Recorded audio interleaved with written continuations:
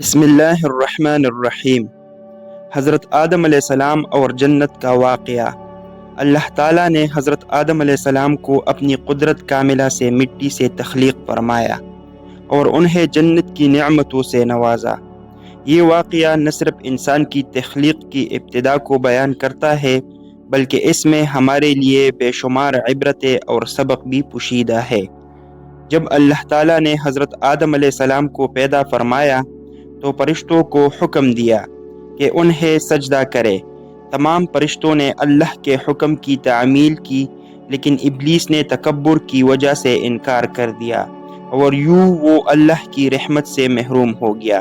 اس نے حضرت آدم علیہ السلام سے دشمنی کا اعلان کر دیا اور انہیں گمراہ کرنے کی ٹان لی۔ جنت میں حضرت آدم علیہ السلام کو ہر قسم کی راحت و آسائش میسر تھی۔ وہاں نہ کوئی تھکاوٹ تھی، نہ بھوک پیاس، نہ بیماری اور نہ ہی موت کا خوف۔ اللہ تعالیٰ نے انہیں ایک حسین و جمیل جگہ پر رکھا جہاں ہر طرف سرسبز درخت، شفاف ندیاں اور لذیذ پھل موجود تھے۔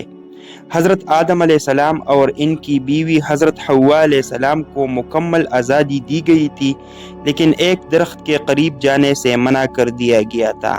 اللہ تعالیٰ نے واضح فرما دیا تھا کہ اگر وہ اس درخت کا پھل کھائیں گے تو ظالموں میں سے ہو جائیں گے، لیکن شیطان جو اپنی دشمنی پر مصر تھا نے انہیں بہکانے کے لیے ایک چال چلی۔ اس نے قسمیں کھا کر انہیں یقین دلایا کہ اگر وہ اس درخت کا پھل کھائیں گے تو ہمیشہ زندہ رہیں گے یا فرشتے بن جائیں گے۔ اس نے ان کے دل میں وسوسے ڈالے اور انہیں اللہ کے حکم سے دور کر دیا۔ آخر کار حضرت آدم علیہ السلام اور حضرت حوا علیہ السلام نے اس درخت کا پھل کھا لیا، جس کے بعد ان کے سامنے ان کی شرمگاہیں ظاہر ہو گئی اور وہ جنت کے پتوں سے خود کو ڈھکنے لگے۔ اس وقت اللہ تعالیٰ نے انہیں مخاطب کیا اور فرمایا، کیا میں نے تمہیں اس درخت سے منع نہیں کیا تھا، اور کیا میں نے تمہیں نہیں بتایا تھا کہ شیطان تمہارا کھلا دشمن ہے؟ یہ واقعہ صرف ایک نافرمانی کی کہانی نہیں بلکہ اس میں انسان کی آزمائش، شیطان کے دھوکے اور اللہ کی رحمت کے بڑے سبق پوشیدہ ہے۔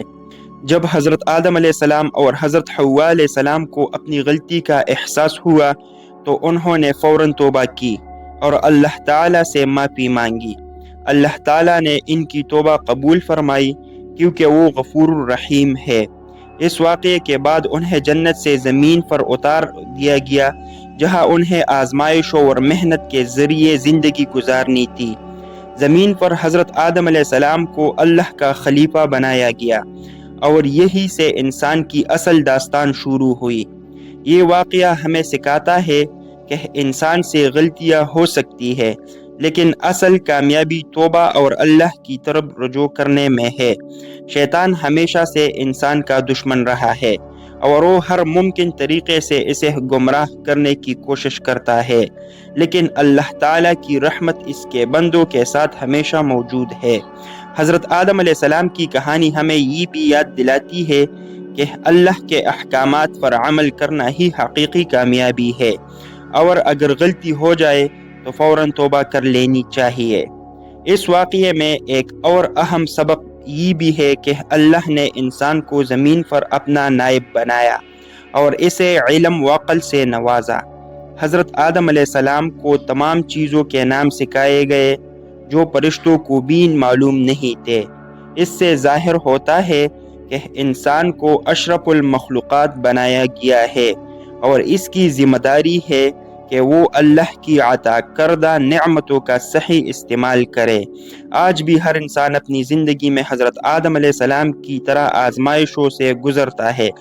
شیطان ہر وقت وسوسے ڈالتا ہے اور اللہ کی نافرمانی کی طرف بلاتا ہے، لیکن اس کہانی سے ہمیں یہ سبق ملتا ہے کہ اگر ہم اللہ کے حکم پر قائم رہے اور غلطی ہو جائے پر توبہ کر لے تو اللہ کی رحمت ہمارا ساتھ دیتی ہے۔ حضرت آدم علیہ السلام کی یہ داستان صرف ماضی کا واقعہ نہیں بلکہ ہر دور کے انسان کے لیے روشن رہنمائی ہے۔